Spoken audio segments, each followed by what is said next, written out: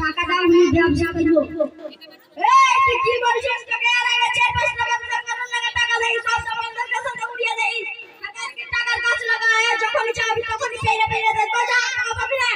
সব খালি খানের গুলো ধ্যাক ধ্যাক বাড়িতেই থাক। মানে বাড়ি ছেড়ে চলে যাবো। বাড়ি থেকে চলে যাবো। কি খাবো কি করবো কিছুতে একটা করতে হবে, কিন্তু কি যে করি। যে বাড়ি যদি লাস্ট চান্স দিয়ে আবাকে পটিয়া ফুটিয়া পাওয়া যায় টাকা, দেখি লাস্ট চান্সে কি হয়।